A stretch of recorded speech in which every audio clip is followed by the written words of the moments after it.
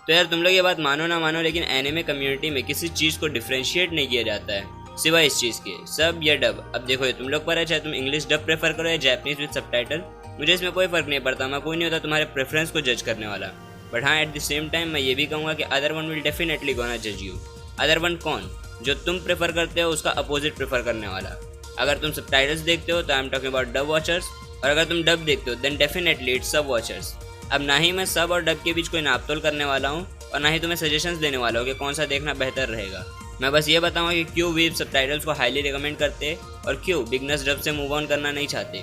और मेरे पास एक तरीका भी है जो दोनों ही के लिए काफ़ी सेटिस्फाइंग है। सो कीप वॉचिंग, क्या पता इस 8 मिनट की वीडियो से तुम्हारा डब और सबका कन्फ्यूजन दूर हो जाए। So hey guys, welcome back to our channel, this is anime tales. बस इंट्रो लगा देते हैं।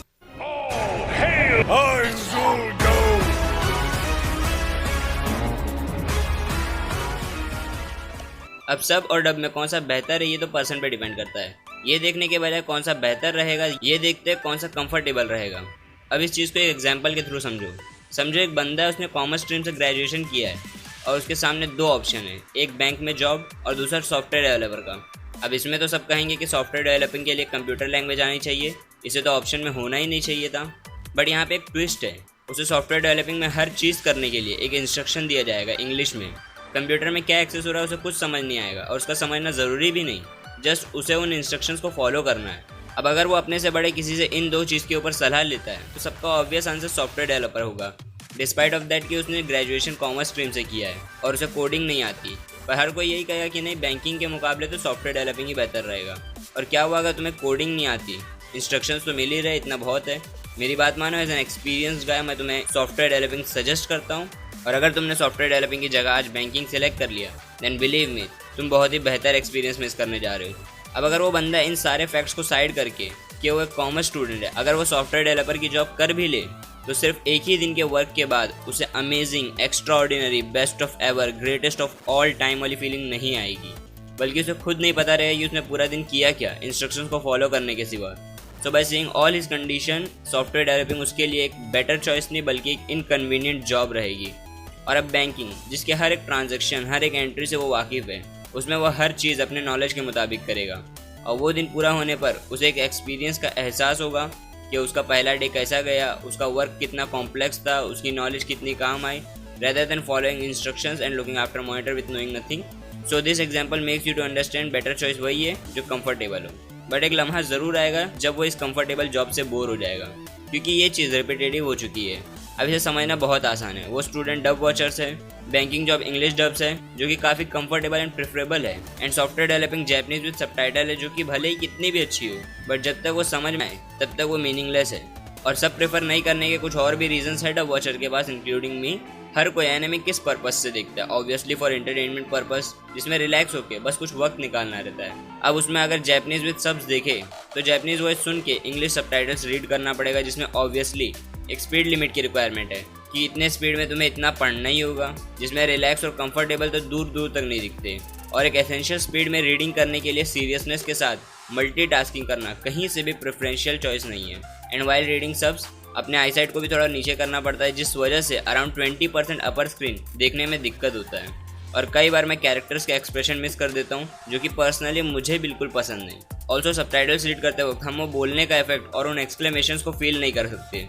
अब इतना कुछ बताने के बाद ऐसा लगा होगा कि मैंने पूरा वन साइडेड बोला है, बट मैंने एग्जाम्पल में ही बोल दिया था कि एक वक्त ज़रूर आएगा जब वो बैंकिंग से बोर हो जाएगा। तो ये तो ऑब्वियस है कि हर डब वॉचर का एक वक्त डेफिनेटली आता है जब वो सबटाइटल्स एक्सपीरियंस करता है, बट वो उन पर डिपेंड करता है कि सबटाइटल्स में मूव ऑन करेंगे या डब में ही रुके रहे। अब ये एग्जांपल तो था सब वॉचर्स के समझने के लिए। अब मैं एक एग्जांपल और देने वाला हूँ जिससे डब वॉचर समझ सके कि सबटाइटल्स इतना हाईली रिकमेंड एक पर्पस से है। अब ये सोचो वो कौन लोग हैं जो ये भी जानते हैं कि एनिमे क्या चीज़ है, उसकी पॉपुलैरिटी क्या है और ये कितना कूल है, बट फिर भी उन्होंने कभी एनिमे नहीं देखा। ऑब्वियसली वो लोग जिन्हें हिंदी डब में देखना है, जिन्हें इंग्लिश में देखने एक लैंग्वेज बैरियर आता है। अब ये तो मैं भी बिलीव करता हूँ कि इंडिया चाहे किड्स शोज़ बनाने में कितना ही बेकार हो, बट इंडिया में बाहर के शोज़ की डबिंग बहुत अच्छे से की जाती है।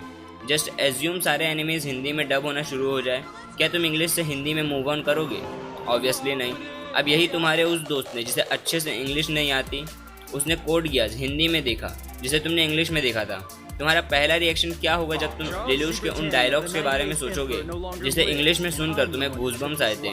उनका हिंदी डब कैसा होगा। कैसा भी हो, पर ये तो पक्का है कि इंग्लिश जैसा नहीं होगा। और भले तुम्हारे उस दोस्त को अच्छे से इंग्लिश नहीं आती, पर तुम उसे सजेस्ट करोगे हिंदी की जगह इंग्लिश में देखने के लिए, क्योंकि भले इंडिया डबिंग में कभी निराश नहीं करता, पर फिर भी ये फीलिंग तो ज़रूर आएगी कि हिंदी डब एनिमी की ओरिजिनलिटी लूज़ कर रहा है, जो कि एक्चुअल में उसकी ओरिजिनलिटी है भी नहीं। यही सेम फ्रेज सब वॉचर्स हमेशा से डब वॉचर्स को समझाना चाहते हैं कि भले ही सब थोड़ा इनकन्वीनियंट लगे, बट डब में वो ओरिजिनलिटी नहीं जो सब में है। और अगर तुम्हें लगता है कि जैपनीज़ जो लैंग्वेज समझ नहीं आती उसे सुनना और इंग्लिश रीड करना काफ़ी इरिटेटिंग होगा, तो तुम गलत नहीं हो।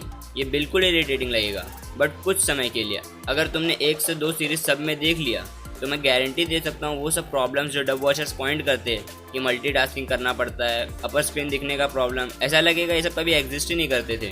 ग्रेजुअली सबटाइटल्स भी ज़्यादा इंपॉर्टेंट नहीं लगेंगे। सबटाइटल्स में सिर्फ थोड़ा सा नज़र डाल दो पूरा रीड करने की जगह, फिर भी एक्सप्रेशन और सिचुएशन से समझ आ जाएगा कि सीन क्या चल रहा है। तो मेरा ये कहना तो ऑब्वियस है दैट सब इज़ वर्थ टू ट्राई। और अब व्हाट आई प्रेफर, और वो तरीका जो सबके लिए कुछ हद तक सेटिस्फाइंग है, मेरा तो सिचुएशन पे डिपेंड करता है कि मुझे उस एनिमे की कितनी हाइप है और मैं उसके डब के लिए वेट कर सकता हूँ या नहीं। अगर डब अवेलेबल हो देन मैं डब ही प्रेफर करता हूँ ओवर सब। तो मेरे हिसाब से सिंपलेस्ट तरीका यही है, जो डब में अवेलेबल है उन्हें डब में देख लो, एंड सब में उन्हें देखो जो डब में अवेलेबल भी नहीं है और उसका डब होने की पॉसिबिलिटी भी कम हो। इससे होगा क्या, मान लो अगर तुम एक डब वॉचर हो और हमेशा से डब देखते आ रहे हो, और अचानक से तुमने एक सीरीज सब में देख लिया। अब जैसे मैंने पहले कहा था, सब स्टार्टिंग में थोड़ा इरिटेटिंग है और वो देखने के बाद रिग्रेट होगा कि इसे डब में देखता तो ज़्यादा मज़ा आता। बट अगर उन सीरीज़ को सब में देखे जो डब में अवेलेबल ही ना हो, तो रिग्रेट करने का कोई चांस ही नहीं बनता, क्योंकि वो डब अवेलेबल ही नहीं है। And there are lots of series which is not in dub and worth watching. So rest depends on you. Video पसंद नहीं, मेरी आवाज़ नहीं, ये बिल्कुल नहीं। ये फोटो पसंद है तो लाइक और शेयर करना, और एनिमे रिलेटेड कंटेंट हिंदी में देखने के लिए चैनल को सब्सक्राइब करें। मैं मिलूँ एनिमे रिलेटेड किसी अगली वीडियो पे। See you soon and thanks for watching.